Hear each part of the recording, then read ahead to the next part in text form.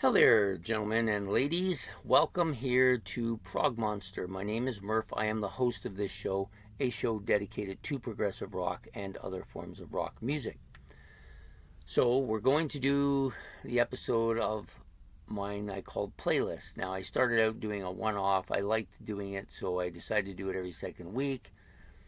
And then I since discovered that it doesn't really change. My playlist doesn't change all that fast, so a month is probably good enough to do it. So we're going to do this every month, middle of the month, so that it doesn't interfere with my new album hauls that I do at the end of the month. So we'll do it middle of the month every month. And so today's episode, basically what we do here is I'm just going to tell you what's come out of my playlist, what's new going into my playlist, give you my top 5 favorite albums at the point in time.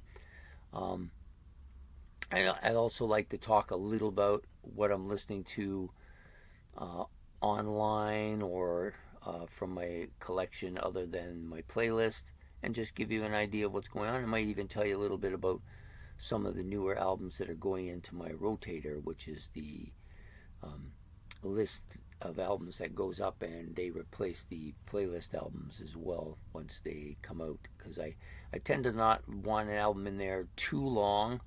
When I start feeling like it's getting a little bit too heated, it's time to pull it, because I don't want it burned out, because I still want to listen to it continuously if I can.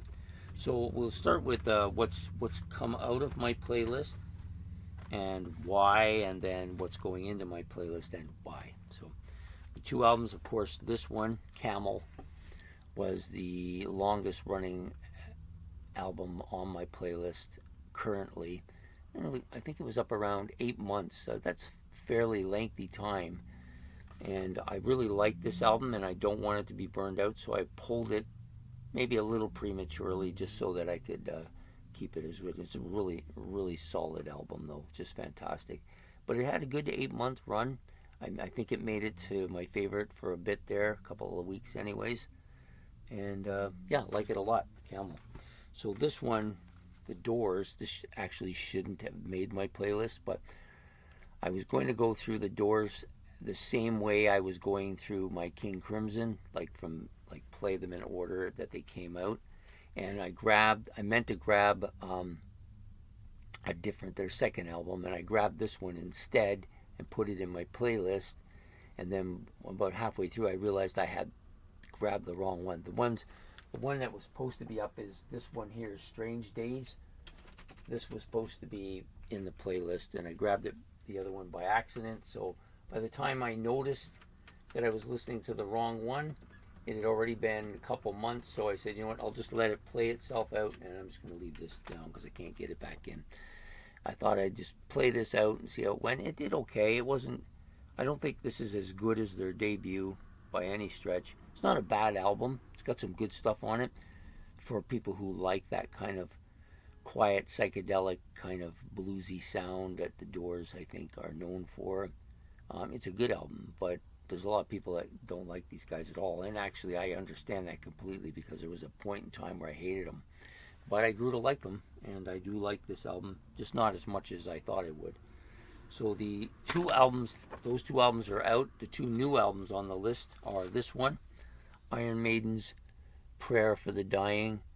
It's been working its way up. I put it in there maybe 3 months ago. Now it's getting into the playlist finally. So this will be the other. There's two Iron Maidens now on my playlist, Killers being the other one. So I'm looking forward to really getting into this album and seeing how much I like it or don't like it. This is a pretty strong album, I think. I think there's probably some stuff on here I already know, but without listening to it offhand, I wouldn't be able to tell you. But I think this is a strong. What year was this come out? Oh, 1990. So these guys all look fairly young here still. So, yep. So Iron Maiden's Prayer for the Dying is now on my playlist. The other album, I know I'll like this one. It comes highly recommended. And I do like this band. It's been a while since I've had one of their albums in my playlist, so I'm looking forward to getting back into them again. And that's Silent Cries and Mighty Echoes by Eloy. Some say this is their best album. Um, I'm not really sure if it is or not because I haven't listened to it. It came out in '79, so it's older than any of the other albums I have. I think it's the oldest one that I have. So I'm looking forward to really getting into this again, get myself back into some Eloy, which I like quite a bit. And yeah, so those are the two new ones that have come out and are on the playlist, replacing those two that I took out.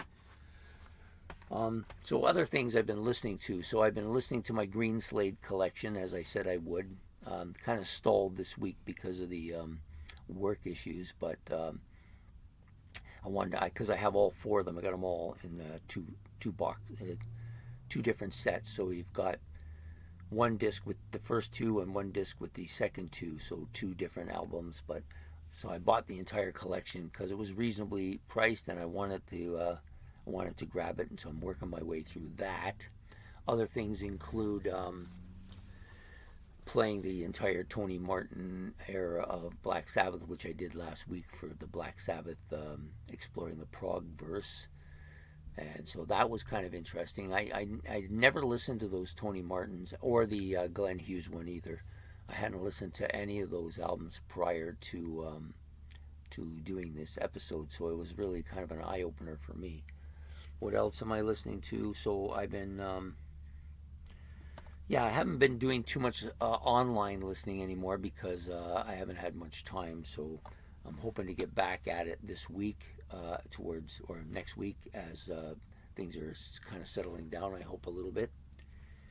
And so I'm going to give you my my top 5 favorite albums that are currently in my playlist in the order that I like them.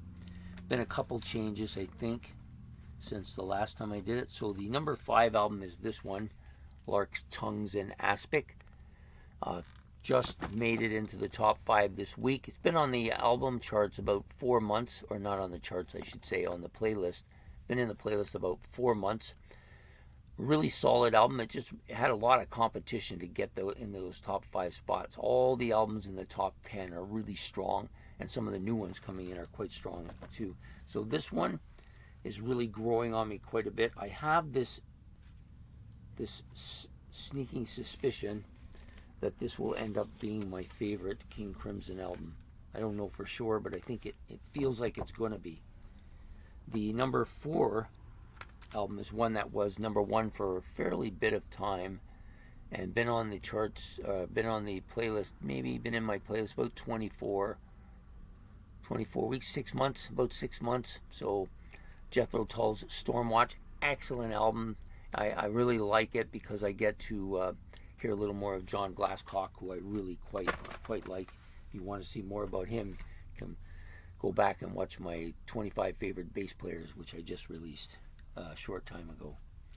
The next one is this album, which I had for a while, but I've now instituted this rule that if I buy something brand new, or if it's brand new, like the album itself is brand new, it goes in the playlist next automatically so that I can get into it quite a bit quicker.